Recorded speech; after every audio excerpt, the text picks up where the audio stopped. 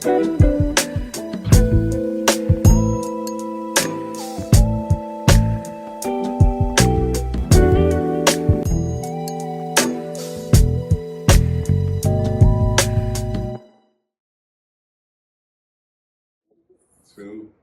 one. What's going on, everybody? Welcome to the Pull-Up Experience. We have another great edition for you guys. We got the man, the myth, the legend, the star of the show, Dr. William C. Washington with us today, man. Yes. How you doing today, man? I feel very positive, very poignant, very powerful, empowered, and just really peaceful. I want to burn my dictionary out for this one. I see already. See, we got Brittany. We got Bree and Steve in the back doing a 1-2. Michelle Louise, how dare you? Now I'm going to really be saying it all episode. I'm going to be screwing out Michelle Louise. But okay, I digress. Thank you for coming on today, man. It feels really good to be here. Come on, man. It's long overdue, be I've honest. been window shopping. I've just looking. Because listen, you did your You thing. in your podcast? Got some more podcast Listen, listen, because you did your thing during our Let's Talk About It panel discussion. I was like, come on, let's get it done, y'all. Yeah, I loved it. No, listen, and it was phenomenal. And like, we got so many people who said seeing that stage of Black therapists was just inspiration itself. They said they've never seen that many of us in the room talking about mental health like that. So shout out to y'all, man. And once again, if you have not seen it, that's up on the YouTube page. Check it out. It's phenomenal. You don't want to miss it. But Dr. Will, I believe every journey has a beginning. Yes. Let's talk about your beginning. You had a hood to represent. What hood do you represent? Toledo. Toledo. Oh. Toledo. You were the first Toledo win? Yeah, To the gotta West? be. Toledo win? I was well, okay. Okay. So I was born in Painesville. Okay. Born in Painesville. All my family's in Cleveland, Ravenna, Camp, Oh, Athens, y'all all, right. all that. Yeah. Okay. But I was raised in Toledo. So Okay. I consider myself a Glass City boy. Okay, come on, man. Listen, that's the first right here on the Pull-Up Experience. Shout out to Toledo. Y'all come on to the podcast. Yeah. So it's about growing up in Toledo. It was weird. It was very weird because our family was one of the first Black families in the neighborhood. Wow. So it was Perrysburg. So it's a little suburb outside of Toledo, just outside, right? Mm-hmm. And, it was weird because, I was the only Black kid in the neighborhood. I go to school. I was like the only one. And so I didn't understand a lot of like, oh, I'm around white people. I'm the Black person. I didn't think about that. I just thought of, I didn't. It's me. Until the kid said, hey, you're Black. I was like, what? Wow. I was like, wait a second. Because I didn't understand that. Mhm. So then my mom was like, oh, man, we got to talk. So you said you got to have to talk. You have to talk and you have to talk. I feel like in our culture we have like 2 or 3 different talks. So that was eye-opening for me. So it changed my whole perception at 5-6 years old about who I am, what I represent, and what I need to do. Wow. So yeah. Woo. That's deep. So okay, let's talk about growing up in Toledo because after you had that perspective moment of being obviously different from your peers, how did that affect you going forward? It made me change what I find valuable. It made me change what representation means. Like literally, I remember the first person that actually like bullied me, and they said, Black people are stupid. I was on the playground I was on the slide. Like I wasn't thinking about, you know what I mean? Like I was trying to play tag, and my response, I was so angry. I don't know why, but the first thing I said was, Michael Jordan's Black, and they're like, oh yeah, you're right. I'm like, yeah, I don't even play basketball. So for me, it was like, but the fact that the only thing I could think of is greatness. Was Michael Jordan, And so it was interesting how when I was in a state of panic, I had to go to something that was so great. I didn't fight. I just said that back. So I didn't play basketball at all. So I was a wrestler all my life. So it was interesting to think that even just the fact of representation at that age was so important. Even if you didn't play the sport, you was just seeing that on TV, knowing that was greatness. It was so important to me. That's so good. Representation is everything. It is, especially now. especially now. And wait, time out, because Dr. Way, it's only 10 minutes, not even 10 minutes of the episode already. I already knew it was going to be prolific this episode, but come on now. That's where I was from. I was like, that's a weird story. I'm glad we asked. Yeah. So growing up, okay, so we're talking about Grace. When did music come to play into your life and whatnot? Video games, actually. Video games changed my life.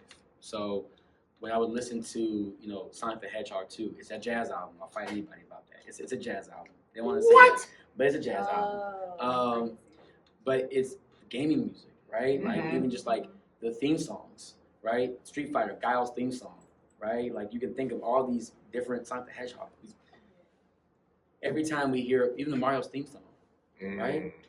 So it's important to understand, like when I was playing games, I was listening to music all the time. So I would memorize theme songs. Back in the 80s and 90s, theme songs were iconic. Yeah. So, for me, music was something that I always connected to because I was receiving that just as far as my play. And also, I grew up with a speech impediment. I had stuttering issues. I couldn't read till about the second or third grade. But I could just memorize by listening to what they were saying, and I'd be highly social. So it looked like I knew what was going on, but I was actually memorizing things.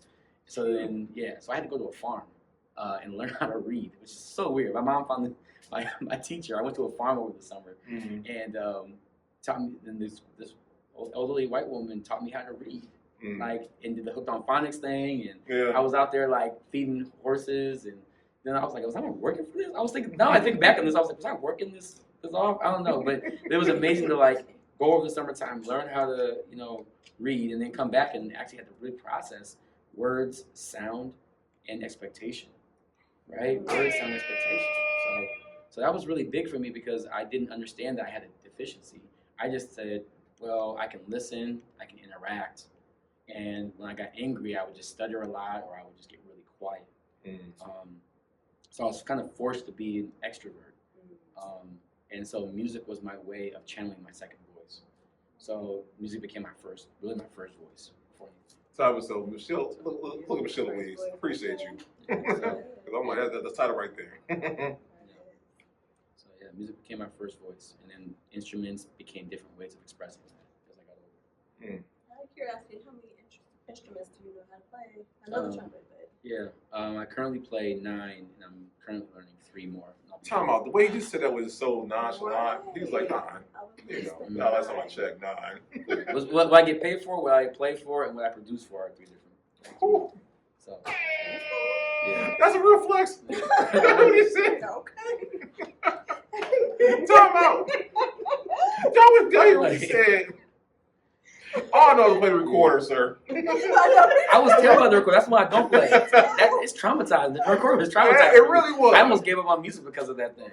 I was this close. I was like, I'm not doing this. Yeah. And all I know is play 3 blind mice on that thing. I was so bad. And he just said very nonchalantly, 9. Nothing. Each one of them's a part of me. So it's like my own children. Okay. Now, who was the one that helped you with learning these instruments, or did you learn it on your own?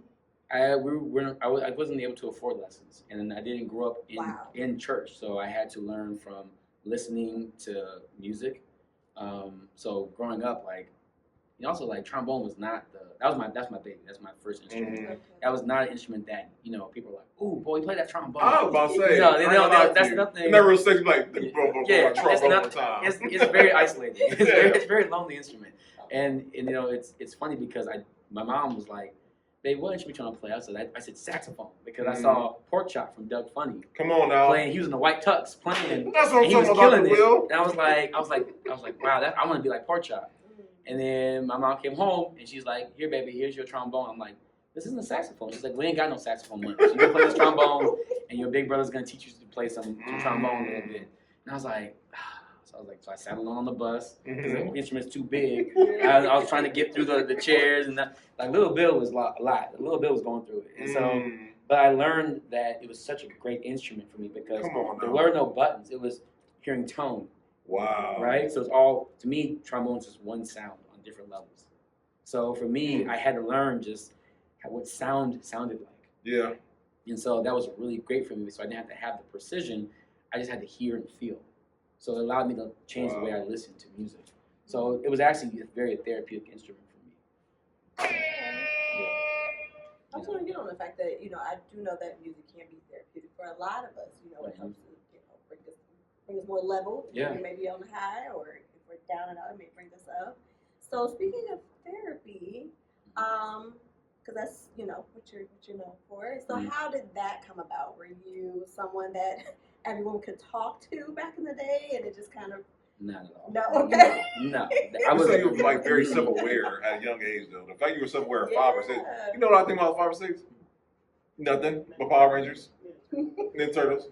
I was creating a whole entire storyline with them. Like that was like a whole thing. Like I like you saw like on Avengers, like the movie, like you saw all I was creating those type of orchestrations and just like like I was an action figure kid. So because it was internally stimulating. I got to be in my world. I got to create that. I read my comic books. I just got to be in that world. But therapy was not on the list. I didn't even know what a therapist was. I didn't know what mental health was. I didn't.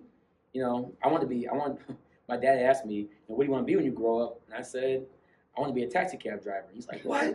He's like, how could you? He's like what? Like we approach in this beautiful community, and he was so pissed. And I was like, no, it's like I get to have my own car, so I can travel where I want to.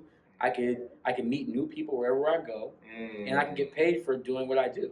So if he would have supported me, I could have made Uber. I could have made Uber. I could have did that. Yeah. But now you're doing Uber to mine. Right. I transform minds. Right. I change people's minds. It's a journey. It's always a journey. See? Come on. I hear it for myself, y'all. Stop playing with me. Stop playing with me. That's good. But with that being said, because so shout out to, I keep on going back to one of my favorite episodes was with Billy. And one thing she said that was so profound that I still in my mind said what she said. That what you got to be in therapists, there are those who know the science, but the art, what she called having the heart for it, 2 different things. Yes. You have both. Yeah. Did you always have both, or would you say you lean more towards one toward the other, and one developed over time? Both, because for me, I icon myself as a living icon of mind and music. So for me, it's come on, time episode. That's my life. So my life is mind and music. Healing is my art.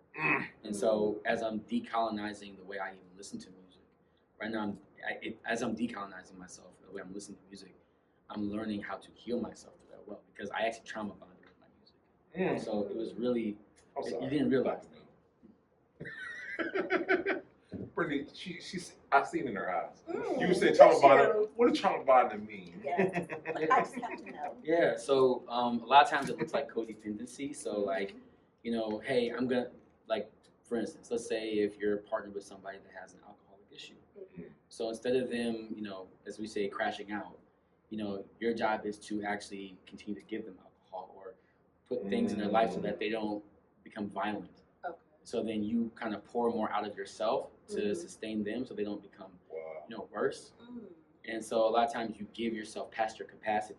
Okay. So that's like on the extreme end of things. But like what it might look like on a typical day is you're not speaking up for your feelings. And so then people make choices for you and you never make a choice for yourself. And then you just become whatever they need, not who you actually are. Okay. Wow. And so it's really important, like when we trauma bond, I connect to you, well, it's actually not connection, it's attachment. I attach to something or a thing and hoping that it's going to give me what I need. But really, you're not going to really be what you need to be because it's not really fulfilling who you are. And so it's hard. And so for me, music was my lifeline because I couldn't say I was mad. I couldn't say I was hurt. I couldn't say that these people were racially being disrespectful. That's a nice way to say it. But I had this music that made me feel free. So I kept pouring into music, and I got really good at it. And then I got, accolades, pat on the backs, awards, certificates, but never good enough for someone to give me free lessons. Right? I was always first chair, but you couldn't give me lessons. Right? So it was always like I was good, but never good enough. But so for me, it was this weird feeling of like having to perform rather than actually play. And so, how many Black Americans today have to perform rather than actually do a job they love? Right? So, just in general, human beings, right? Like, how many of us have to perform to just make sure we get through 5 o'clock? Wow. Woo. You know, Dr. Will, you got to slow it down, okay? You got to slow it down a little bit. you asked the question. you asked the I question. mean, You asked We our question. You wasn't asked our ready for question. the answer. I wasn't ready. You know. And I hope y'all got the dictionaries ready. Dr. Will's gonna make you use it tonight, all right? I'm like, He's getting into the mind. he really is. I'm like, okay, all right. Oh my God. So okay, let's talk about your journey into getting into mental health field. Like, Mhm. when you start college, like, were you the mentor who was like, okay, I can see you doing this? Like, where? Because I feel like we made a jump here. Where did the profession of mental health even get on the radar? Because you're doing music. Yeah. So I went to school to become a dentist. I Wow. want to be a dentist by day, musician by night. Mm. That's what I want to do. My big brother, he's a physician, so I wanted to have like he does physician. I'm a dentist. We have a combined practice. Oh, Brothers wow. in charge. So throughout my university, my undergrad, I was just like trying to become a dentist, and then I do music, and but the thing is, I was working way too hard. I was studying way too much. I was stressed way too much, Wow. and I wasn't able to just be at peace trying to become a dentist. But then I took a psychology class. I read it once. I memorized it. I listened to the examples. I understood it, and I was like, oh, okay, well, whatever. I'm still gonna become a dentist. Mm-hmm. And so I was really hard-headed because I had this dream of I gotta achieve this thing. I gotta hit this thing. If I don't become a dentist, then I'm not gonna be with my brother. Then I'm not gonna make it. And my mom's gonna keep worrying about me. And it was more about the drive to feel successful than the actual profession. And I didn't realize that. So it was overwhelming. But if I didn't fail as a dentist, then I would have never found psychology. Come on. And so I needed to fail at this. I needed to. And when I graduated from my undergrad at Xavier, Xavier. it was I went back home to Toledo, and I was like, well, I didn't get into dental school. So I was like, okay, well, I guess I'll be a firefighter. So then I tried to be a firefighter, took the test, got in. I was like, all right, I'm going to try this physical test now. But then I got accepted to Cleveland State's post-bac program in dentistry. I'm like, we're back. I'm back on the dentist train. I was like, yeah. So that's why I came to Cleveland, was to become a dentist. But then I left, and I ended up, I was a janitor, actually, at Cleveland State at the workout facilities. Wow. I was a janitor, so at nighttime, I would be there listening to music and just cleaning up. It was actually really peaceful. Worked there for a month. I got Employee of the Month. I was so excited. I was like, they loved me. I was like, I loved it there. I was like, this is my life. Like, this is my passion. I was always passionate about being passionate. That's what it is. So I was like into it. Passion about you being passionate. Yeah. And then literally after I got the Employee of the Month, the day after I got the call, and it was like, hey, why don't you play for the Temptations? So I was like, either I drop the dentistry lifestyle that I've been working so hard for, or I go play with the Temptations. And so I chose the Temptations. So that was also my resignation too that same day. And I took a 97 Dodge Intrepid. It didn't even have brakes, my trombone, and my suitcase of clothes, and went down to Tennessee and started a whole nother life there for about a year. And then I found out I didn't get accepted to Case Dental School or Creighton Dental School. And I was like, oh my God, I keep failing at this dentistry thing. And then my friend was just said, he's like, you should be a therapist, you should be good at it. I'm like, all right, I'll try it. So I came back to Cleveland, went to John Carroll. And John Carroll. yeah, and they took me in and really gave me a whole nother life of perspective. And so I really appreciate them for that. Come on, man. So yeah, so it was weird though. So during all that time, I was doing a whole bunch of music at the B side. Come on, shout out to the B side. Let me hear it one time. B side. And I appreciate them because they let me shed. And that's when I met real Cleveland artists, and that changed my life. That changed my life. I never knew musicians could play like that. I didn't know musicians could perform like that. The technicality, the soul, the passion, the creativity. They're from Cleveland. And I was like, where y'all play at? Where y'all where y'all at? Where y'all from? Yeah, I was like, this is amazing. So every Tuesday night, I'd be down there from like 8 to 1 a.m. just shedding with them all. And that was kind of like my second college, to be honest. Cleveland taught me. Type so. Yeah, it was amazing. Okay, with that being said, because but a couple things you said right there that I think people should take notes from. One, a failure isn't a failure. No, because I learned a lesson. It's redirected you. Mm-hmm. Completely. And I think too often we see failure and we're just like, oh, it's over with. What is redirection? Yeah. Well, I think success and failure, they're both imposters, right? What's success in this type of society today? What is failure in the society today when you have an economy that doesn't even believe in you? So, I mean, like, what is success for you? Find your peace. I also called Dr. Will Morpheus. He was Morpheus to me one time. He like, what is failure? What is success? I'm like, yeah, you're absolutely right. Got me thinking. What makes you passionate? And I think that's what this is all about, right? Like the work that you're doing here, the work that y'all are doing right now. Like, it's like this because of your passion. This lets you be your best self. Right? So, like, I wouldn't be here unless I believed in you. Right? So I'm here because I believe in you. Come on, Dr. Will. Like, time out. We were only like 20 minutes. We're not even 20 minutes in already. Another one was just, he getting our head, y'all. Yeah, No, I love It's it. warm here. It's warm. I feel it. No, Yeah, we for appreciate sure. it. We appreciate it. Definitely. So you spent a year with the Temptations. That had to been epic. I learned so much, and all the stories are true.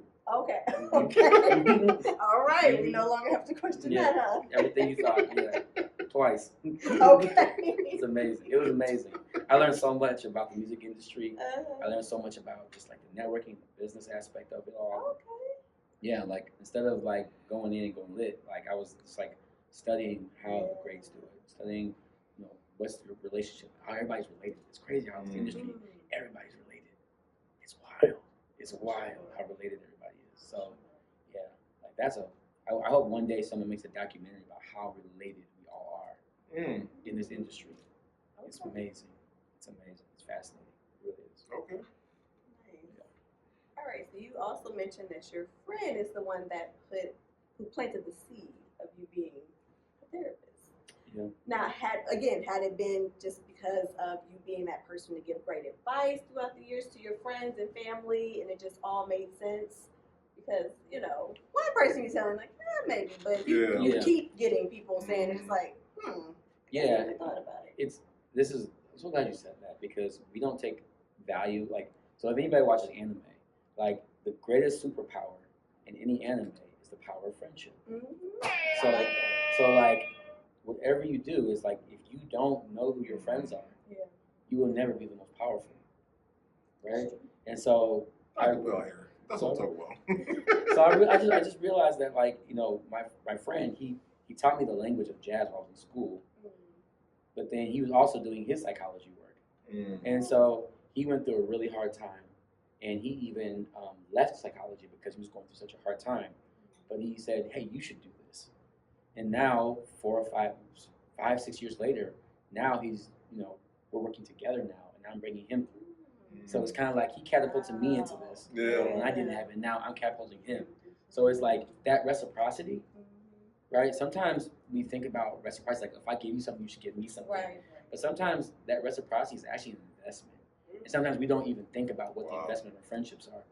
We just think about reciprocity because it sounds good, right? I should get back what I want. But what if you getting back, you didn't need that anymore? For those who don't know what reciprocity is, we'll make sure that you know what I'm saying.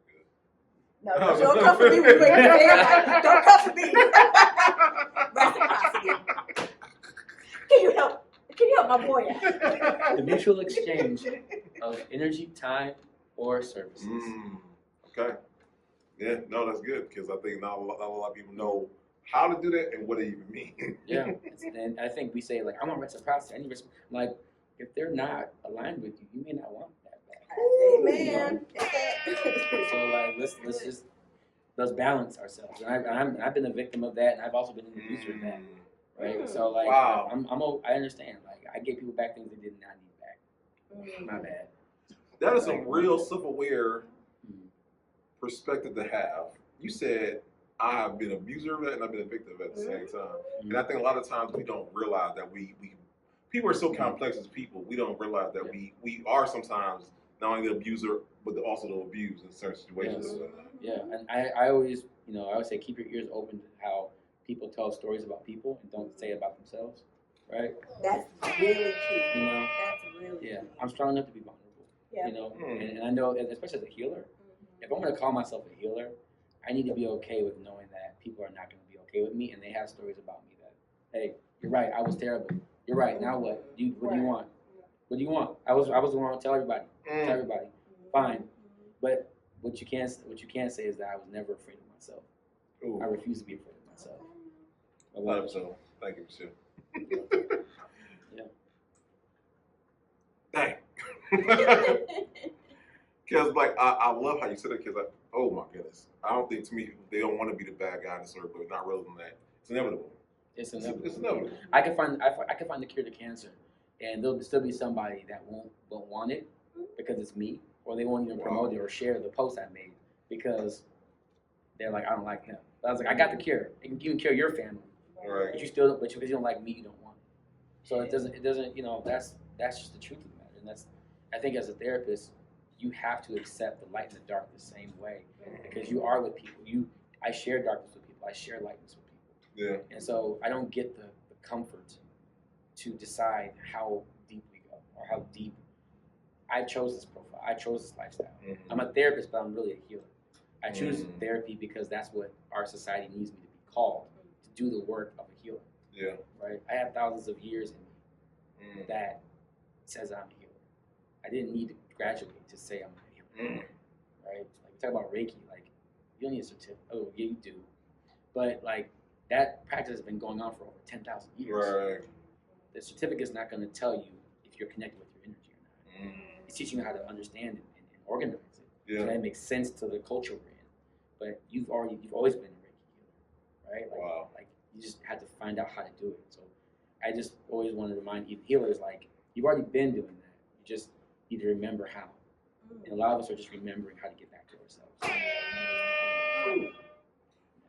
Okay, so I have a question. So let's talk about those first few days. Let's talk about after you get the designation, after you've gone through, graduate or what. Let's talk about the first couple of years when you started out, because the Dr. Will we see now is different from the Dr. Will from back then. Oh God! Let's talk about bruises, that. Scars. I got scars. Like, whew. Let's talk about the early days and Yeah. the lessons that you learned during the early days that are still relevant to you now. Yeah, I would say that this is actually why I do what I do now, intentionally. So I worked for psych wards, hospitals, residencies in different private practices, public practice agencies, social work spaces. I've done it all. I've been from the bottom. I've came to the top, right? And I can honestly say that we're taught as therapists to be client centered, where we focus on people, right? Like I'm always about the client. I'm always focused on what the client needs. That's great. That's good, and that's good to start out at. Yeah. It's great to start out at. But you learn as you grow that it's not enough, right? You learn that it's not enough. And for me, I kept going to these jobs and being like, well, what are we going to do about this? No, this is where it stops. Okay, well, I have to leave because I feel unethical, right? There are agencies that are here, even in our community, that are unethical, where technically it jeopardizes my license, but because I get a salary from them, I'm not going to say anything. Wow. And I did not feel comfortable with that, knowing that instead of that, what I would do is lie to myself and be like, well, I just need another degree or a certification to make it right. So it's like the problem's still here, but I just kept certification in myself. So I just kept getting a whole bunch of certifications. But at the end of the day, it was unethical. And so I couldn't keep doing this. So then I went to go get my doctorate because I thought, well, maybe if I get my doctorate, maybe I'll have full control over this,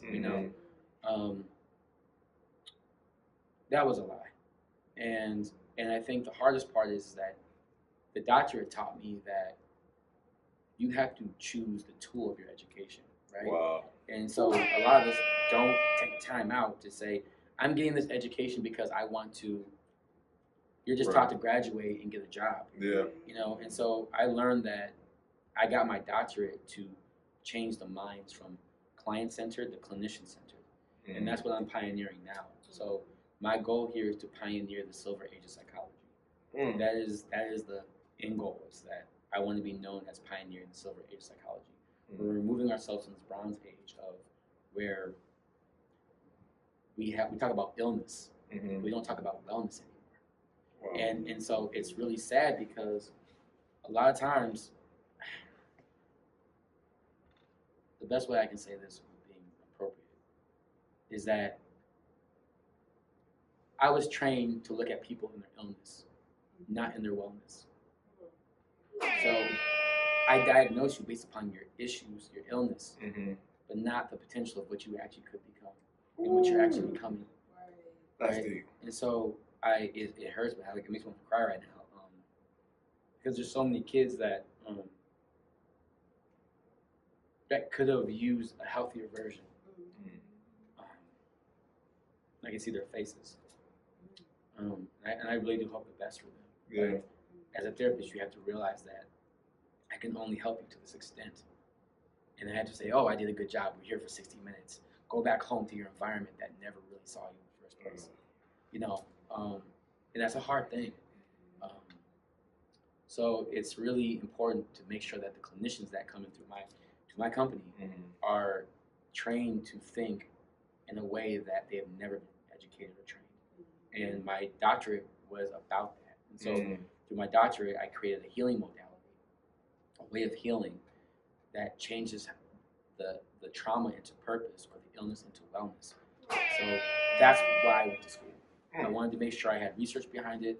I wanted to make sure that it was something that was structured, and also that if you're not a therapist, you can learn it and go through it and still think that way without having to spend, like I did, $400,000, right? So for me, we're gonna talk about money because the truth is that's a part of mental health. It's talking about financial, occupational health. Yeah. And so for me, I chose a $400,000 debt to say that I can help people. I'm okay with that because I live, breathe, and sleep this. Healing is my art. And so for me, it's creating this healing modality to teach people how to be clinician-centered, not client-centered. It creates a healing affect. And so it makes people not choose what's best for them, but what's healthiest for them. You know, so I think we gotta do that. Time out. We gotta call it time out. I gotta process this right now. You just said some. Wow. Dang, Dr. Will. Everybody always wants what's best for you. Yeah. But they don't know what's healthiest for you. Yeah. You do. And you just turned the whole paradigm shift in my head. Because I unfortunately, I think as a society, we look at people with their illness, right? You hear this person, they have bipolar disorder or whatnot, and you see the illness, you see the person. Yeah. Oh my goodness. I don't think you understand, Dr. Will, what you just did to my head now. Because now I'm just like, I gotta see the person as a whole. Yeah. Versus just the. It's a part. Wow. And that's why I created this healing modality, and it helps people speak that language. Yeah. It also helps people look at other people in that way. And I created 5 principles in that to help people understand that. And so those 5 principles really help shift the way you look at someone in a humanistic way, rather than an isolated medical model. That's revolutionary right there in itself right there. That's like that Dr. Sebi type stuff right there. Because like, I don't know if we're, I can't say, I feel like society, we're raised to look at people in a certain aspect. And like I said, in their illness or whatnot. Yeah. And now look at the whole, wow. And we can't brush over the fact that when you were explaining that you said your company. So what made you go from working for other businesses where, like you said, it was more client focused to, you know what, I'm going to start my own? Because that takes a lot. I didn't want to be an entrepreneur. Yeah, I didn't want this. I did not want this. I did not want this. I was like, being an entrepreneur, I was like, I'm healing clients. I'm setting up scheduling. I'm a janitor now again, and then it's like it's a lot. I was like I had to learn how to plumb an office, and it was like, and I had to go on the rooftop to figure out how to do the air conditioning. I was like, this is like YouTube saved my life, and you know, and it's wild. I did not plan on this, and honestly, like I think, you know, if we don't talk about that, like that's so important. My company is a response to why nothing else worked. Right? So that's why I had to do it. I didn't want to do this. I just couldn't find anybody that believed it too and was willing to like take a jump, you know. And so and I'm so glad to be here with you both, because with all of you, is because I had to like leave Cleveland to get the things I needed, and I didn't trust coming back to Cleveland with the things I knew. Not because I didn't want to, it's just that are people going to believe this? Ooh. You know, and I'm not trying to be the person that like, you know, we all have that cousin that just like always brings back DVDs, and it's like, bro, like, I don't want a DVD. I got give me a Roku or something. Give me a, like, and so it's a lot because it's like I don't want to be seen as that guy that's like badgering. No, like they believe it in Costa Rica, in Cali, in New York, and other Australia. Like they believe in this next wave of healing. Why don't we? We have the #1 clinic in the world. Yeah. But we're not even considering. But why is that though, Dr. Let me ask you that, because why do you think that the mindsets or the perspectives of those in other places different from those in here in Cleveland? That's a very deep question. I was gonna say, like, I mean, from your standpoint, because like I have a theory. I'll say it like this. I want to hear yours though. Yeah, Oh no, Yeah, no, I'm no, excited. Yeah, I was like, no, okay, because let me get my therapy on, or no, I said it wrong. Don't worry. No, but you know, because once again, we're Midwest, right? Uh-huh. We come from a city of factory workers where we are blue collar, right? We work for everything, right? Mm-hmm. And I feel like we only see what's in front of us. Yeah. Not the whole picture as a whole. We can only see what's in front of us because that's what we were embedded in, right? Yeah. So to be told there's another way, another approach to something that one is already foreign is enough or whatnot, because we already are just hard working people. But to say, okay, we're focused on the mind and not the physical in certain respect is a foreign thing altogether. Yeah. Foreign concept. That's my theory. I like that. I see that. I like that. I know some stuff every once in a while. That's good.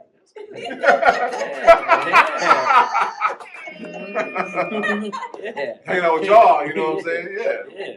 That's great. Yeah, I see it in 3 levels. I can do it in 3 levels. As a world, we have to understand that. Actually, I'm gonna start from the beginning. So level 1. So in my world, right, the L in my LPCCS is liability. It's not licensed professional. The L makes me liable for everybody, for everything. So it keeps a gate on the possibility of alternative solutions for healing. Right? Oh wow. Level 2 is the relational. Companies will relate to you until it compromises their capital. Oh wow. Right? And then nationally, right, as a whole, as a national, we have to understand that, you know, unfortunately, as Americans, our first religion is capitalism. Ooh, wee. Right? Yeah. So we have to understand that the way we look at ourselves and how we treat each other is from a capitalistic lens. And I'm not saying that's a good thing or a bad thing. I'm neutral to it. But there are pros and cons. Yeah. Right? And so it's up to our governing leaders to understand the cost of what does humanity really mean to you, right? And can you align with that? That's the nicest way I could probably say it. I love it. He's very diplomatic with it. I love that. Yeah. Should be a politician, Dr. Will, because you. Not another job. Please. I'm like, I can't. I love how you said that. And he said capitalism is America's first religion. That is powerful, right there. Wow. We I already know we're gonna do part 2. Because no. I'm saying because like there's so much impact in that right there, and the fact that you recognize that, and the fact that I think to be so aware though, you're aware of these things, and with the fact we're in this. That's what hurts the most. That's crazy. That's what hurts the most is that I'm extremely aware, and with self-awareness comes emotional responsibility, right? So if I can't be emotionally responsible to something I'm self-aware of, that's what causes stress. That's what causes, you know, I gotta get up. Sorry, y'all. I gotta walk. Dang. You hear what he said? It's a lot. It's a lot. That is. Oh my God, Dr. Will. Oh, that hurt me. You're aware. Dang. Think about just culturally speaking, how aware we are, and how it causes stress. Wow. That's why we have the AAVE, right? African American Vernacular English, right? We have the Ebonics, right? Like some things don't even make sense that we create our own language so that we can make sense and be really connected. You know, it be like that. You good? 8 different times. Mm. It's just even our language. Even just looks too. See a lot of look. Mhm. That's true. That's true. So the sensitivity is just, is, we're denying our sensitivity right now. And we have to, and we shouldn't. And that's the scary part about all this. Mm. And I say scary intentionally because it's not fearful. It's just scary. It's a feeling. But that feeling will go away. Dr. Wills messing my mind, y'all. I'm so this is one thing, great thing about being a podcast. Y'all understand, like, one, we don't send questions beforehand. This is all just organic conversation, by the way. But two, sometimes the interview can be so good and so heavy. You process it. I'm like, I'm over here just stuck right now. Yeah, 'Cause I'm like, I know, as probably our audience as well. Now, I know with you having started your company and it was you seeing a different vision of where you want, mental health to be, have you been blessed to have others that also share, the vision and been able to help to build your company? Yeah, that took years. Oh, I'm sure. I'm sure. And a lot of the people that I have like tribed with Mm-hmm. were in other cities, like Boston, Cali, Costa Rica, New Mexico. But I was like, I need my Ohio tribe. I need my Cleveland tribe. I need them. And funny enough, because of you, I started creating my tribe after being at your pull-up experience. oh, come on. So once again, God is good. your passion bridges everybody. Wow. This isn't just a podcast. This is a beacon. All right, Dr. Will, I ain't trying to cry on camera. You about to make me cry one time. I ain't got time for this, Dr. Will. I'm about to make you cry earlier. right. No, I appreciate it so Oh much. my gosh. And so we started creating a new connection, and I've been praying for about 3 years to have this cap of 10 clinicians that I want to build this next thing, and I just got my number 10. So now I want to build it. So I got who I need, and I'm ready to build for the next level. So it's a 4-phase process. I'm in level 2. So I'm excited. I'm really You're excited. very analytical, Dr. Will, because the fact you got phases, you got levels. Got to- level 1, level 2. you gotta say it. Have you seen a house without doors? It's terrible. It's rough. It's hard to get out in it. That's funny, man. So let me ask you this. I got a question, because like, with you basically starting a mental health revolution, are you getting pushback from those not resistance, but those who don't share your same sentiment when it comes to mental health? Yes, from institutions, from the colleges I teach at, the colleges that yes. But then there's always those interns or those other teachers that will email me or message me privately, like, hey, do you have an intern? Wow. Hey, do you have internship? Hey, would you like to do a lecture? Hey, I don't want you to be a teacher here, but I think you should lecture. Can you come by? So now the colleges I got denied as a dentist, I'm finally being a lecturer. So it's nice. It's good on the ego. It's good on the ego. I need a break to just take care of me. And I love how Febrez's Soothe and Restore sets the mood perfectly with relaxing notes of warm whipped sugar and shea butter. And now I'm ready to relax and unwind. So I was like, you're not, but you gave me money. But it's okay. So I appreciate that. But it's hard because I didn't think that I would get this much pushback. Yeah. Because it's like, I don't got no money. Like I'm not changing policies. I'm not lobbying anymore. You know what I mean? I'm not doing these things to change the rules that you have. I'm just learning to play your game in my way. That's all. So I'm not stupid, right? Like you're working with a $400,000 in debt brain. I recognize that the debt was worth it. So I didn't get the house, but I got my brain together. So my thing is that I'm willing to adjust myself to make sure that whatever I create is not lasting for the sprint but for the marathon. And so I'm here for the marathon, not for the sprint. So that's why I'm here, and I think being here with you all, it allows me to kind of open up in a way that I haven't been seen yet, because I didn't know if I was ready for that, because the higher you go, the harder they try to hit it. So I'm okay with that now. We listen. Oh my I don't understand. There's actually times my mind is processing. I'm like, I'm getting around questions. I'm still You ask hard processing. questions. You ask hard questions. Oh, Yeah, okay. you do. I was like yours was flow is relational. Yeah. Like, Oh, you be up there. I'd be like, okay. I was like, Brandon, no, do something. Listen, because my mind is racing because I'm just like, your approach is so different and like, Because I had to be so different, bro. yeah. Because nothing else worked. You know, like just being left-handed, right? Like I had to sit on a desk differently. I had to write differently. I had to play music all with my right hand, not my left hand. So now I had to learn right-handed guitar, and like I had to just like even just being a different hand. Like you look at life differently. Being an artist, you literally are a reflection of what's happening to you, what's happening within you, and what you're trying to represent life to be. So like there are just so many different ways of being. And then you're also forced to become things.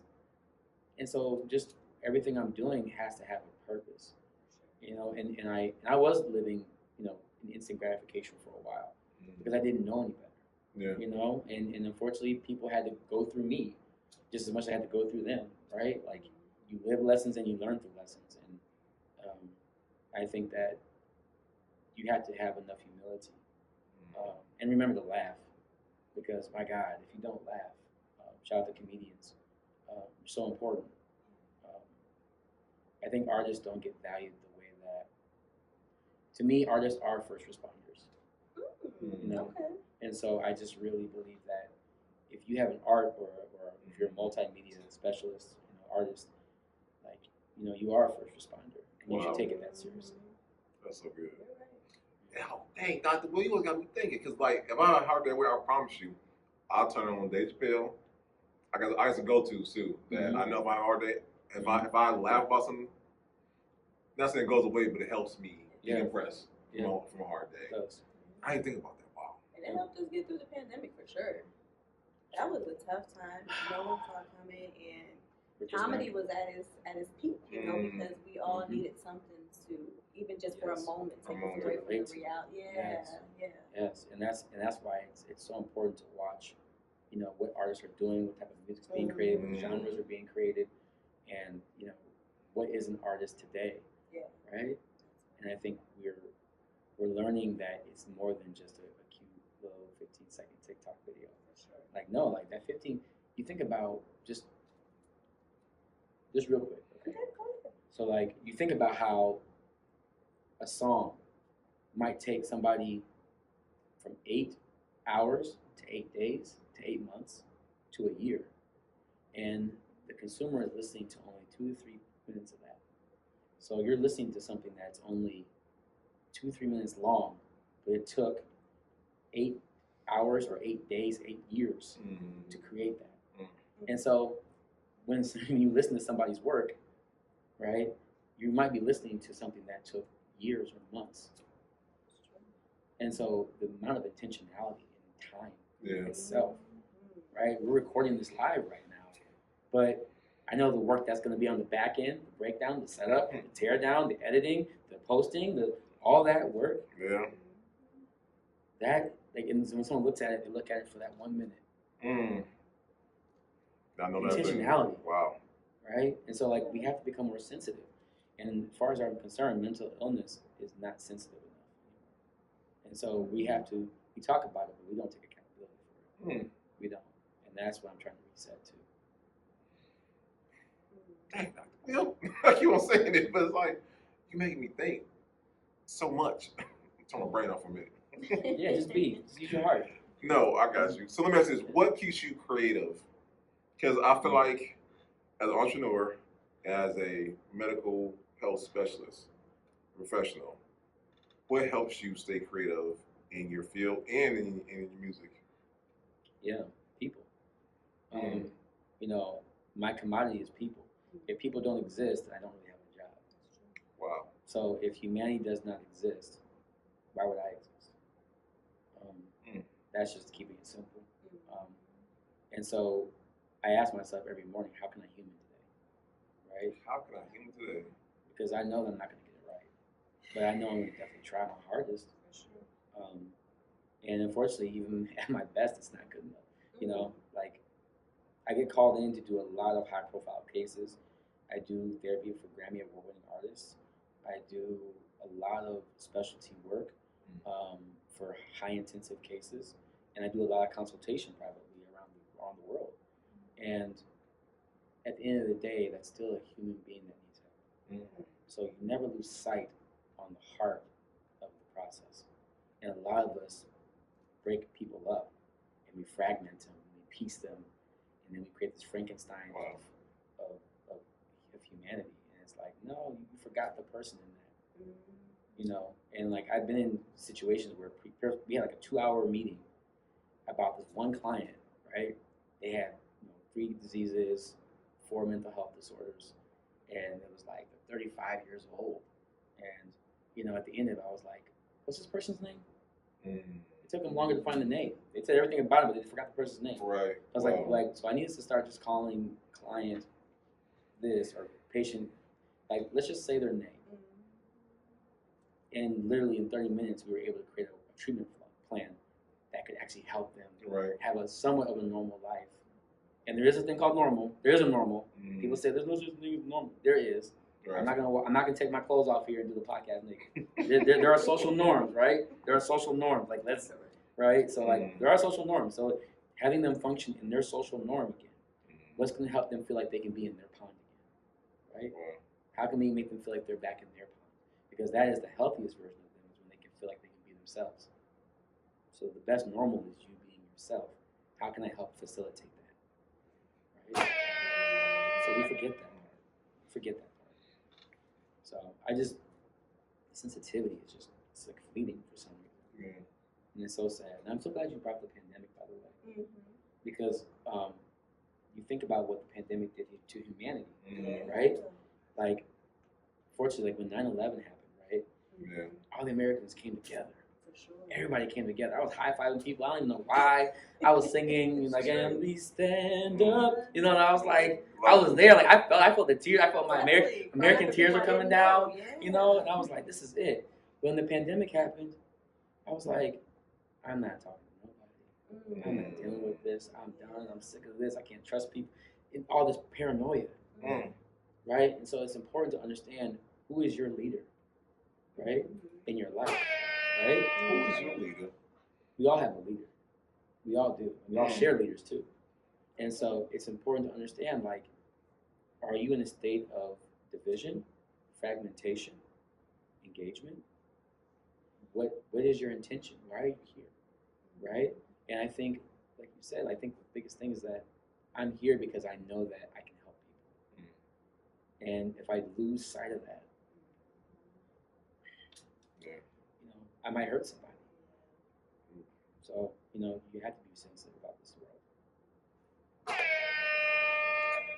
Listen, Dr. Will, we talk about the past, we talk about the present, talk about the future, my friend. What does the future hold for you going forward, creatively and professionally?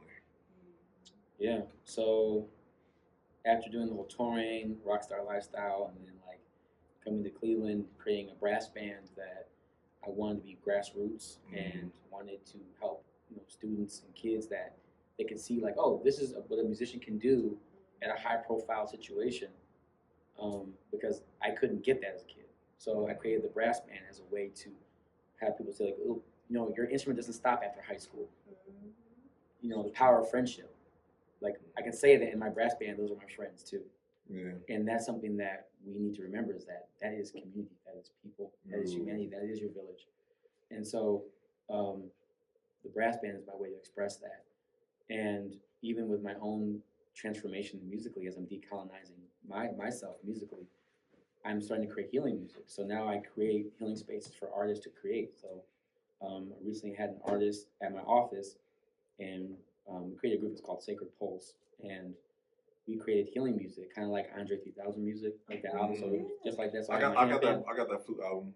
Yeah, so I have actually a couple of the flutes are some of the same guy actually, and so I created music for that. So they'll come in with their art, they'll sit, we'll play music for them, give them 2 hours to create art again, and give them a live experience of just their own energy.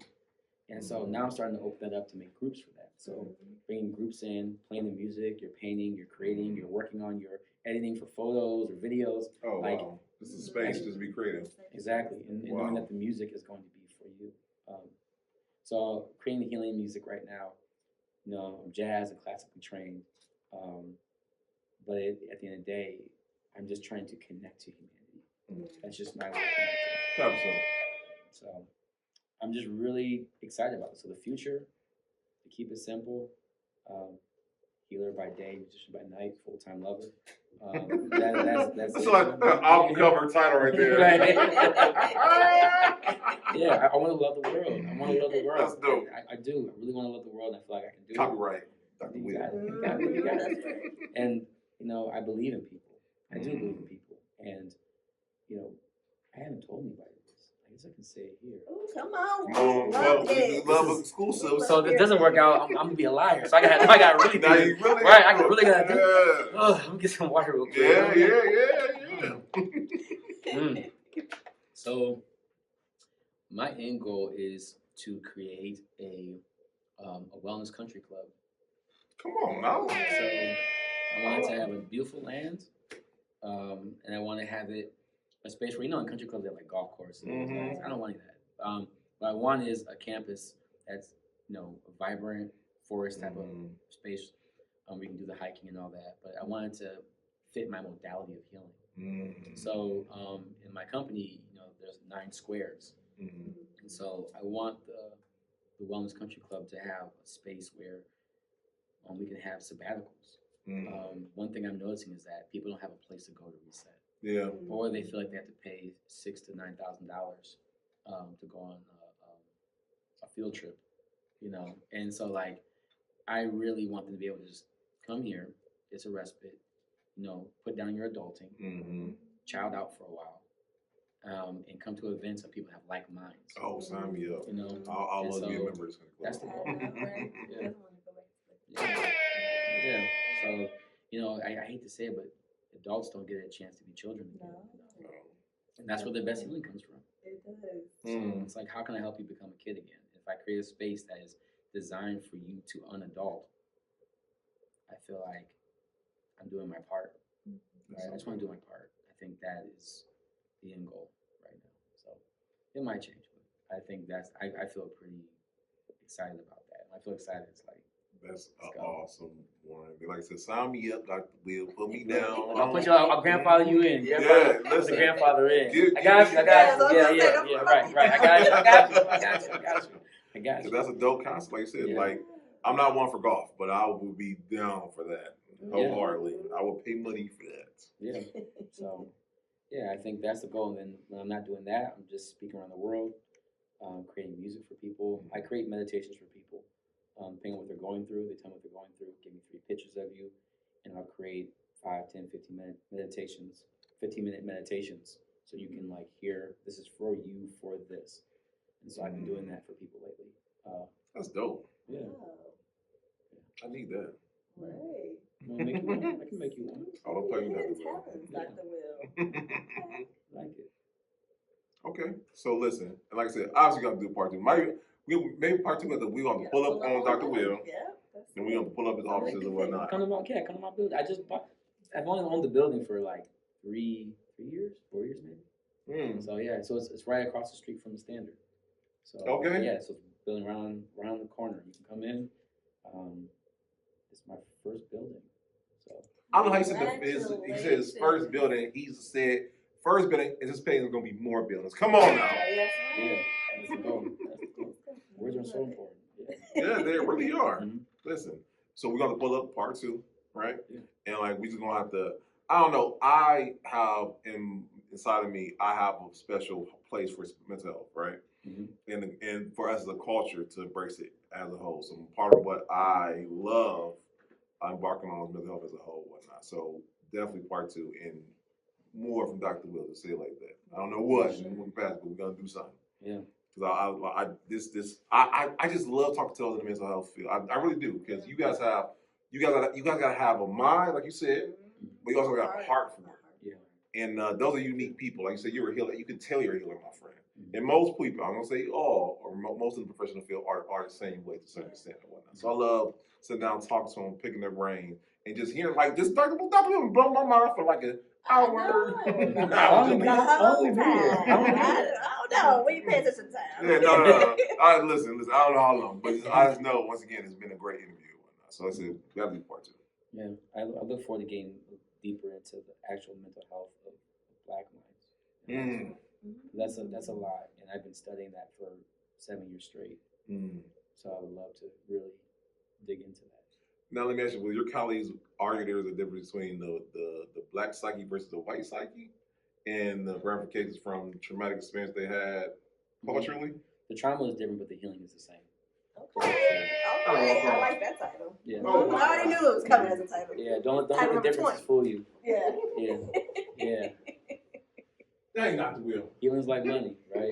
It's still green. Don't matter. Hey, It's that's still a right. number. You're right. Healing is healing. Trauma's different, but everybody gets their own story. Healing is the same. Everybody That's gets their gotta own be the title. That's got to, yeah, you're right. Gotta be. It's like how many times we had to, Michelle? I was gonna say that's number 20. It's called probably. probably, yeah, I okay. mean, but that's the best one. That's me. He's spitting them bars. That's right. That's right. My dream is always to be a rapper. My dream is always to be a rapper. What, man, Dr. Will? You know what's funny? I was gonna ask that. Like, what's another, surprise that nobody knows? If I make a about solo you? project, I might have like one trap song on it. Just one. Oh, just one. With the beats you and gotta everything? hit it Yeah. one Yeah. time. Oh yeah, it's gonna be yeah. Okay.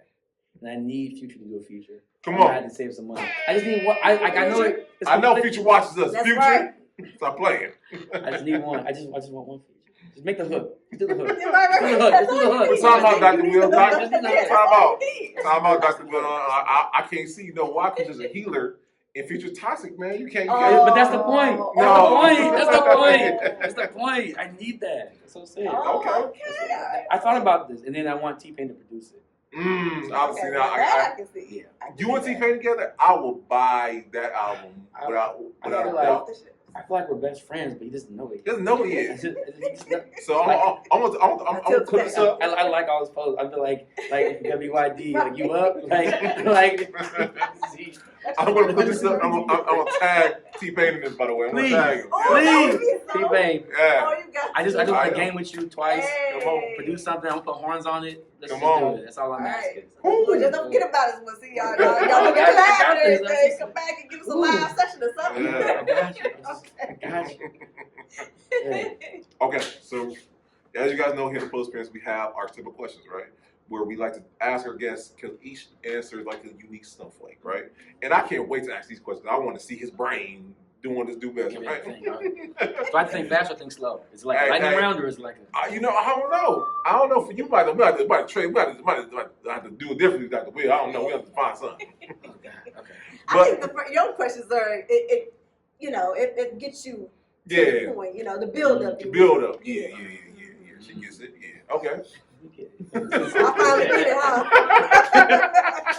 Now explain to Brittany this, huh? I get it, y'all. Oh, you brought it back. That's good.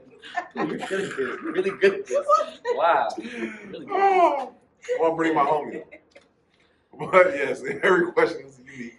But with that being said, you have done the work. You have traveled outside of the city. You came back to the city. And you've seen different examples of this. But how do you feel like we as a city can change the narrative of Cleveland not being a collaborative place? We have to. Ooh, that was great. Okay. Mhm. So, I tried.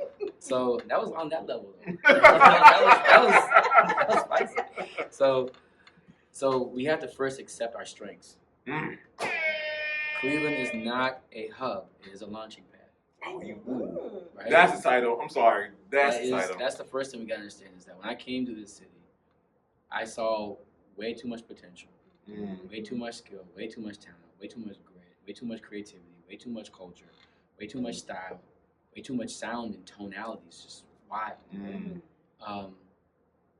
It's amazing, and you come here to shed, like you shed in Cleveland, and you go anywhere else, you'll be fine. You'll be fine. Don't believe the hype of the other cities. Cleveland's got the shed. Come on now. Yeah, and you will know because Cleveland's also really hard to please. So Yeah, that one time. So when Cleveland likes you, it means that you actually Yeah, doing they say something. New York. I don't Yeah. know about New York. Yeah. Cleveland. You can make Cleveland anywhere. Yeah, and I like to say, but like and Cleveland's an event city. It's not a place where you hang out. It's an event city. So if you go to the event, you'll find the culture. So you have to go to the events to find the culture. And so what I love about that though is now you have different pockets. There's so many subgroups of artistry, but they are so in so many different pockets. You don't know where you're going. Wow. So you have to go to the event to make it happen. So first things first is making sure to create that collaborative effort. You have to understand that we're a launching pad, which means that you have to say, where am I shedding, where am I building? And then where am I launching to? A lot of Clevelanders don't know where they want to go. They just keep working, and then they burn out, and then they lose compassion for the art, for the work, and then they start retorting saying, no one supports me, no one supports me. No, maybe you were on the wrong launching pad. Maybe you're in the wrong space, or maybe you need to shed more, because a lot of times it's probably that, or you're just hard to work with because you haven't worked on yourself. So that. Dr. Will. God dang. He does this. Y'all heard what he just said. Cleveland won't lie to you. But they also won't tell But you. some people lie to themselves, Dr. Will. Oh, for sure. Yeah, and so. He said, y'all heard what he just said. I just run that back and say, I'm working on getting run that back one time. I'm gonna get that DJ. Run it back one time, right? Yeah. Wow. So Cleveland doesn't lie. And the thing is, one of the greatest artists of our generation right now, their MD is in this area. And they still have the humility to be like, hey, will you record on this real quick? You don't know what it's for. You don't know what it might be. But then you go look online and then you see like, oh my God, you just recorded that for the Super Bowl. And you were just here and you were just shedding on Tuesday night the other day. So my thing is that there are so many silent giants in Cleveland. So many silent giants. And we don't have the hub to promote it and to recognize and put the beacon out. But they got the work and they got the grit. Hands down. Cleveland wins. Cleveland wins. Cleveland. Okay. Come on. Yeah. So many clip-worthy moments in this. I know, right? My mind has been like putting my other. It's a lot. It's a lot.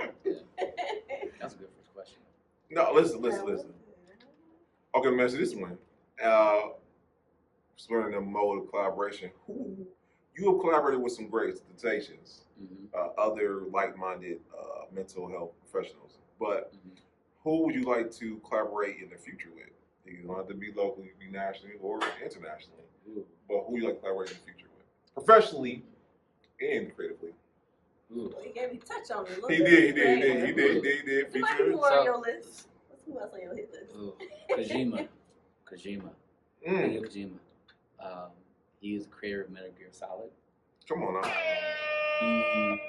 He is a visionary of creativity. He does not hold back. He does not do not put a wall over him. He creates stories that you just find yourself. It's like you forget you're playing a game. If you ever played the game Death Stranding, I am. That game. It's like a walking simulator. So you're like walking, and you're like, this is boring. But then the storyline is like so intense that you're like, you can't stop walking. So like you just get so wrapped up in it, and the way that he sees stories is just iconic, and you cannot deny how revolutionary he is. Come on. So Kojima, that would be amazing. Of course, T-Pain, because the versatility, the heart, the passion. Just when you think he did something, he does something else. Yeah. And it's just. But what he's doing is just doing the things that he loves. He's passionate about being passionate. And he's okay of just being himself. And he's okay with showing that. Yeah. And so I love that. His passion is something I look up to. And then lastly, Michael Eric Dyson. Get out of here. I look up to him. The way that he uses social impact and hip hop culture, the way he speaks of it. I really hope to speak like him one day. And to write with him, write for him, or something, just working with him, just to sit and be considered along that line of impact. I just love his words just make sense to me. And I love some of his work too, because like I said, I love how he collaborates hip hop into the not just culture, but like politically, mentally, like just overall. Yeah. And he puts it where I feel like I'll never forget this pastor said something to me. He said the work of any good teacher is to bring the cookies from the top shelf down to the level you're at or whatnot. Yes. And he does a great job of Yes. doing that. He brings it home every time, and that's so inspiring. And I also have to just acknowledge,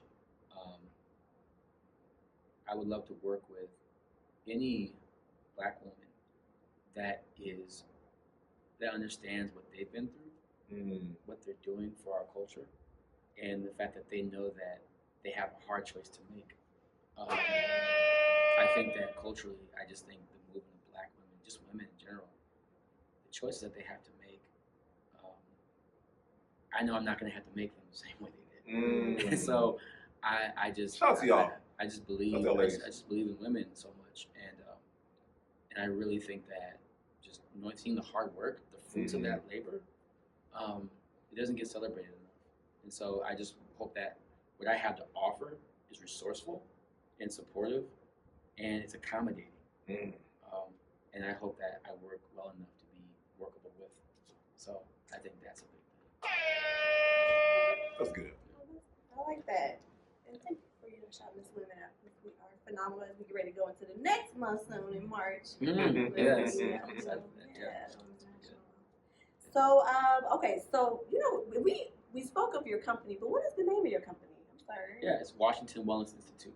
Washington Wellness Institute. I call it that for a reason. So it's an institute, not a mental health clinic, not an agency, because I'm inspired by comics and I'm a blurred, right? So Come on now, shock the blurs of the world. Yeah. So I want to be like Professor X.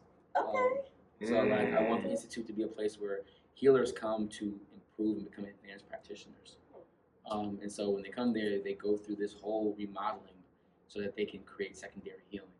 And so right now, that's what I'm pioneering is secondary healing. Okay. So, Got you. Because we forgot to point out the fact that Washington Wellness Institute, we have the book here, one of your books, right? Oh, this is my deck. Yeah, it's your deck. Yeah, it's a Okay, deck of okay. cards. Yeah. Oh, Yeah. nice. Yeah. See, if I known it was cards, I would have been able Yeah, to you look can- nosy. I'm Yeah. paying after the show because I'm curious now. Yeah, I got you. Okay. If you take one out, we can do an extra exercise. Okay. We can look at it. We can do that. You want to do it too? Listen, why not? So this is the actual name of my healing modality. It's reset. I love it. It means remove every saturation, embrace truth. So a lot of times in life, we're so saturated with things that are not That's us. an acronym for it, I'll tell you that. Yes, So, you love to be yeah. on the wordplay. I love it. I live, listen. It's simple. You take a picture that stands out to you, right? And once you find one, which one you like? I like this one. Yeah. This is So, very You look at that picture, and I ask you a simple question about it, about how this picture relates to your life right now. Ooh, okay. So, at one point in my life, everything was just a shattered mess. And it takes me back to childhood with the puzzles, because that would bring me peace as putting it back into perspective, piecing back together my life. Yeah. Oh, made me cry. Oh, Lord. Well, we're not that's part one. Okay, Now, all right. And then on the back, I wrote something on the back of each of these. So this is an intentional language. So I'm teaching intrapersonal language. So how you speak within yourself. Okay. Because we're not talking about reciprocity. We're talking about internal reciprocity. So if you want to heal, you have to reach within yourself to get to yourself, right? Because in life, they say you can't pour from an empty cup. But what we're doing now is we're not tipping, because that's actually more energy to pour. So you keep your cup up and you let it overflow. So we're working in overflow. And if anybody needs that cup, they can put it underneath. They can put it underneath and keep it going. So my thing is that I really want people to understand that you don't have to tip your cup anymore. Right? You know, they say you can lead a horse to water, but you can't make him drink. Yes. We gotta change that mindset too, right? I know. You Sir. made me get out my seat. Okay. Sir. So It look, is Sunday now. Right. and my thing is like, don't lead the horse to water. Point to where they have to go, Mm. because you might have to pull that horse so much that you might get more thirsty, and then you thirsty, but they drink all the water anyway. So they don't even share it. So they think you're too strong anyway. So yeah. Wow. So this is what it says. Okay. Love's distant lover is patience. Love is a flower that blooms in all seasons. Tend to your soil and allow the roots to feel fulfilled. So what's this asking you to do is to understand how are you rooting yourself right now in your life. Sometimes it's not about who you are, it's about where you are. Okay. And are you in spaces that are rooting you in a nurturing way? And are you patient in that? Okay. We can talk about that. I won't do it. You might as well. I mean, it's Pick one. good. Pick one that stands out to you. Which one?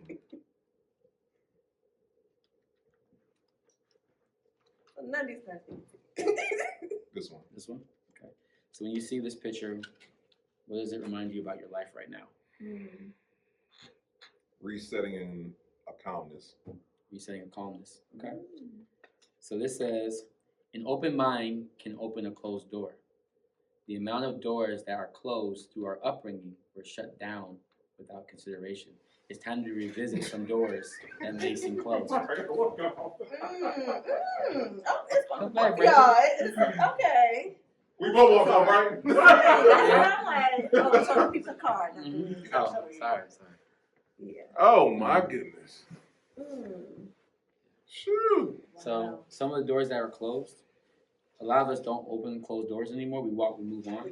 Oh, But with an open mind and your healing, you can actually go back to that closed door. We don't talk about that. oh, come on. That's that secondary healing I'm talking about. I'm too gangster to crown camera. Okay, that's not. It's not okay. Nah, come on, Dr. Come on, I appreciate you, brother. Appreciate you, brother. Dang. Love Yeah, it. of course. So where can where can we get one this? of these. Get y'all one of these. Get y'all one of these. Shout out to our girl Nisha. Get y'all one of these. Yeah, so I'm actually creating the second edition of it right now. So I'm actually resetting the branding of it all. So it was going to come out on my birthday. I have old sets you can get now, but the newer one's going to come out on my birthday, which is July 7th. Okay, Okay. what's your birthday? Okay, come Cancer. I feel you. I'm needy and emotional. Hey. That's okay. We're going to be all right. To the We the end. best in this, To okay? the I'm end. just saying. Always in the water, never above. No, All always right. in it. Always That's in right. it. That's Yeah. right. Love it. So, All right. well, I'm gonna say we'll have it in the show notes so y'all get the old version, new version, all the versions. Okay. Yeah, there you go. Well, I'm about to buy one tonight. Yeah, because I can do it with my kids and family. And Yeah. There's so many different ways to do it. Like I usually do 3, like in the morning, in the middle of the day, and then at night. And then I also use it as a journal prompt. So Oh, come on that's now, nice. Doctor. and the words are created to speak within you, kind of like Yoda. Yeah. Thankful I am. Uh-huh. It's kind of like it switches the way you talk. So when you read it, you're actually speaking into yourself. Okay. So I really focus on the language. Gotcha. Right, Very internalize intentional. it. Yeah. Yeah. Okay, Dr. Will. Come on. I like it. I like it. Mhm. So listen, we clearly, after hearing your wonderful story and what you have, that's yet to come, legacy for you is going to be grand. So when we speak of legacy, Yes. I again, understand. yeah. The L word, Let's get this yeah. right. That's right. Mhm. Get myself together too. Two-part question to it though. Legacy for you as Dr. William C. Washington, and then legacy for you for Washington Wellness Institute, the Land Brass Band, and everything that you have associated with you. So, what's the legacy looking like? So, as Dr. Will, I want to leave a legacy of secondary healing. So, allowing people to see healing in others so that they can see healing in themselves. For Washington Wellness Institute, I want a wellness country club or a space where people can go to reset their lives. And the reset is the healing modality. So they use the healing modality and go to that space. They know that they're welcome at all times, at all hours. For the Land Brass Band, I just want people to feel the passion of knowing that, sound is community. We heal each other by hearing each other. So that's that. And then just for me being Will, it's the legacy of just my love. I want people to feel loved. Yeah. I want them to think of me and know that they were loved. That's an amazing legacy. Great. Okay. All right, so this is the lasting question. It's usually the most challenging for some, but I think you got this. I'm pretty sure you got Now that's one really tough. I was like, my God. I had to close my eyes. I had to see my words. I was like, don't mess this up. Don't you dare. Well, you did it. You did it. So I'm sure, as much as this has been encouraging and inspiring for us, It's a powerful those that are episode. watching, those that are listening, like again, just a grand time today overall. Just I got on my seat like 4 times today. You said what? I got on my seat like 4 times. I know, right? Like a regular. Yeah, just kept getting up. That's all right. That's all right. It's understandable. That's probably the most you did in the episode. I think it is. No, I think it is. It's record. Dr. Lil hit a record. You definitely get a record for sure.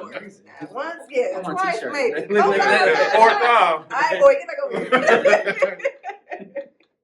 But listen, for those that are watching and listening, whether it was something that you said throughout this particular interview or maybe didn't get a chance to mention, what would be 3 takeaways that you would like to leave with us today? 3. 3. Oh, come on, Dr. Will. Come on. You been dropping them bars. I'm sorry. You been dropping them bars too. I ain't talking about like, I'm talking about like Kendrick level, Oh my gosh. like double entendre type joints. I'm like, oh my goodness, triple entendres. He got this. It's game time. He got this. Yeah. I'll do it. So you gave me three. Okay. Mhm. I'm gonna do internal, relational, and then You about to get it, yeah. okay. So internally, I want you to be kind to yourself. Mm. And I need you to be kind to yourself. It's hard. It's hard right now. It is. And it might be hard later, but it won't stay that way. So be kind to yourself. Relationally, knowing it's enough.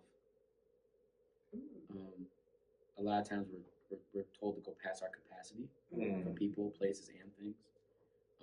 Knowing it is enough for you so that you can preserve yourself.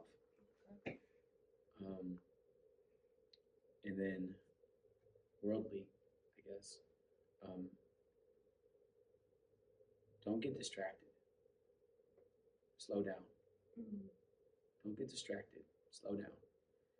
We are taught to go a lot faster than what our human capacity can go. Oh. So slow down. Slow down right now. And watch everything pass you. Chaos likes to distract. So slow down. Slow down.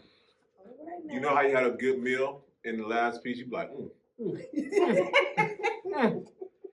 Dr. William C. Washington, sir. You done did yourself. You have outdid You yourself, outdid sir. yourself, You sir. really have. I gotta say. That's what I'm saying. Like I don't have for every episode, okay? Let me just put that. We got 276 episodes. We got a lot, all right? But it's a lot of episodes. That's a lot of memory. Yeah, yes. And I remember each and every How do you single know you episode. have that much memory? Oh no, listen. That is a great history right there. How many clouds you got? How many clouds you got? You got a lot of clouds. What's your monthly looking like? Right. Google loves you. I think, Right. no, this is like third phone. I think this is like third phone or whatnot. So yeah, I got no. But I still have to say, man, this has been a powerful episode, and I will be very, very feel sorry for the person to watch this one because this has been very impactful, very powerful, and this is a podcast. I can only imagine you as someone's therapist. 60 minutes focused only on your life and your life. Oh my goodness, I might have to schedule a session one time like the will. Right. But listen, the most important question of the whole episode, man, where people learn more about you, where can they check out your band, where can they get, well, we can talk about reset, but where can they schedule a session with you, all that good stuff. Yeah. I'm not trying to be funny, but like I don't even want to talk about that. I think if they know who you are and they know what y'all are doing, they'll ask, and then they'll find it. Listen. I just think that's I'm around. You know. 276 episodes. This is the first ever that I've ever had a guest mention. Like, what should I say about me? Well, listen, you ain't got to worry about me because I don't be telling them. I'm They like, gotta ask. You gonna you tell them. ain't lying. I'm just straight snitch. I'm like, how you seen Dr. Will's episode? I I don't know what you doing. You tripping? Look, one more review came on today. Right. Counting up. It's gonna be all me. Listen, whew. I was powerful though. No, listen, I sincerely, this is a great episode. I gotta say that. Like I said, you gave us a lot to think about, a lot to ponder, a lot to internally process and whatnot for those who, you know what I'm saying? Because I started going to therapy, 3 years ago? And in my 30 years of life, I still got some, still some unpack. But I can say as a black man in the United States of America, I still have a ways to go. But I can say for any person, doing the work of, like you said, unpacking you is it's a freeing experience. Yeah. So yes, I would encourage you all to do just that. And if you got to go anywhere, I officially had 10 people. They're thinking like they're thinking. come on like, now. You that- create an army. Listen, You got disciples now. Yeah. Come on now. I'll give you somebody else from me because I believe in them. And they all come with their own specialties. Okay. So they all have their own specialties. Come on now, So, Dr. Will. they're awesome people. Listen, so we're gonna do part two. I already know we're on. Yeah. We're gonna pull up. We're like, hey, we here. We have equipment with us. I was like, how many outlets you need? I was like, there's so many outlets. There's so many outlets right now. Like, I got a bill. I gotta let you know. I'm an entrepreneur now. Took me a while to get here. Yes, sir. No, listen, powerful episode, man. So, real quick, y'all, we gotta pay some bills. Guys, February 16th, literally next week, we are going to have the Entrepreneur Day again. We're going to bring entrepreneurs and love together, okay? And we're going to do, anybody bought no balloons? I know I cut my hands and whatnot, right? But Right. no, we bought no balloons. But this is not that. We're very tasteful, very classy, and very fun. We're going to have one bachelor, 3 bachelorettes, or 1 bachelorette and 3 bachelors, and they're not going to see each other. And all based on their answers, they're going to be able to decide, hey, I want to choose you. And with that person, once they go ahead and choose that winner, they can choose from a variety of sponsored dates that we have that they can choose from. Everything from a date where they play video games to they can make their own pastries to everything from bowling and in between, guys. So do me a favor, if you have not got your ticket, do me a favor, get them now. Because right now we still got two more tickets and whatnot, y'all. So do me a favor, get those tickets right now. I'm gonna pass it over to Brittany. All right, let me get myself together first. We'll play around. Listen, guys, make sure you guys come and check me out. Beauty Toe Podcast, Come you on. guys. Again, great collab. Lord, when I tell you he answered my prayers, Overflow When we do Studios showing up and showing Come out. on. The numbers is running up. If y'all haven't subscribed, what are you waiting What are on? you waiting on? I'm just saying, yes, please do. Yes, you got to. And we are having great every other week, y'all. Great topics where we are talking about relational topics. We're taking them, with the guests. I gotta have my guests. Oh, of course you I have can. a whole relational model. Well, look how God's still working. Won't he do it? Won't he do it? Won't he Yes, do he it? will. So, you're going to see him on future episodes of Beauty Toe. And again, guys, the main goal is that if you can learn from our story, Yes. if you can be able to get anything from that in a positive way, then we know it was a story well told on Beauty Toe. And I cannot wait to see you guys there. Again, shout out to Overflow Studios for bringing my baby and just, I just love her. It made me See look y'all so there? good. I never looked like this in public. This is great. I love it here. We love you here, man. My skin looks so glowing. I was like, I was my jacket. I was sweating, but it looked like gloss. I was like, this is so good. I was like, can you add me back as a collaborator? I'm sorry. Right. I was like, I need that post back. I need that just real quick. Yes, yes. Ooh, it saved me. Speaking of the Overflow Studios and Steve, listen, guys. Hey. March 1st, we'll be at Creative Space, and these 2 brilliant creatives are going to be teaching you how to, once again, shoot, edit, create visually stunning works of art for your podcast. And I should have hired them. listen, you still can. Listen, Dr. I had Will, It wasn't gonna work with just me. And they have a special surprise, guys. They have a VIP package for those who want to start out, and they will be able to show you. So do me a favor, check it out, get your tickets, and be there March 1st at Creative Space, guys. We'll be there. Wow, that's dope. Yes. Shout do out that? to our You do that? team. Yes. Oh, come on now. Listen, they do all that. Gang, gang. So I was right calling you seafood. Also, guys, and do me a favor, check out Steve's podcast, y'all. I will have it in the show notes. An episode, so you gotta watch the episode. It'll be right in there. We were creating a network. Everybody get a podcast. You get a podcast. Yes, you get a podcast. yes. Everyone get a podcast. Got the Will Will guy. podcast. Yes, got the Will get a podcast. He definitely need Yeah, a he podcast. definitely do. Yes. We'll talk afterwards. Don't worry. Yeah. I'm already about to. I feel Bring like, the 102, yeah, you already gonna be it's already up there. Don't worry, I'm gonna get him. Yeah, but no, guys. In all seriousness, though, I love the team we have here because we have a phenomenal team. And if anything here that put us here, we're gonna support, we're gonna encourage, and we're gonna. I'm gonna push you. Yeah. I'm gonna push He you. is a pusher. I'm a purpose pusher. Get on a t-shirt, cover red. Haha. Curtis would be proud of you. Huh? Curtis would be proud of you. Yeah, no, listen, listen, I see greatness of everyone who I work with, and I want to encourage them, because I know sometimes you need that push, like a little ego out the nest, you know? We see why you were Entrepreneur of the Year last year. Right. You know what I'm saying? Because Mhm. you're that What's purpose pusher. Yeah. That's Purpose why. pusher. Yeah. That's a great t-shirt. Purpose pusher. It is. I'm gonna put on a t-shirt. But no, guys, I want to close this out. I do want to close out, guys, with episode 276, guys. Roll to 300. And as of right now, come on, y'all, 19.8 thousand subscribers, Already. 8.2 million views. We're like right at the cusp at 8.3. Wow. God is so good, y'all. Wow. And I will forever give him praise. You can subscribe if you want to. I don't care, because he's going to do it. That's right. Amen. And this, it blows my mind, because you guys want to hear a great story like Dr. Wills. You want to hear a great story like Brittany. You want to hear a great story. We have 276 episodes of creatives, entrepreneurs, and change makers here in the city. It is not slowing down. Michelle, what we booked up to? Out to July. Wow. That's our month now. Yeah. Look. You put me in the winter? That's wild. Oh, right? We I had to walk the snow to get here. But that goes to show we're, like you said, we're now becoming the hub, though, Dr. Will. You are becoming.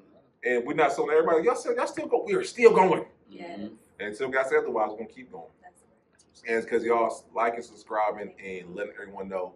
And like I said, you guys are hitting us up. Hit up Brittany. Okay, subscribe to her. Do me a favor, hit up Steve's. Bree gonna have one. Michelle gonna have one. The Will gonna have one. I need to subscribe all of them. The kid gonna have one too. The Wine, kid- the best wine in the world. Listen. Yes. Sam. Got my one of those? Of course. Oh, no Of one. course. We should. I would hate that. See Dr. Will with some to you wine. I don't know. We're ready for the episode. A dry red, you'll hear everything. Okay. That's part 2. Oh, Yes. we didn't. Okay. Dr. Will to you wine. You said the dry Dry red. reds. Oh yeah, we already know. All right. Now we know. But yes, y'all, I cannot thank y'all enough. And listen, y'all, we'll see y'all next time. Peace.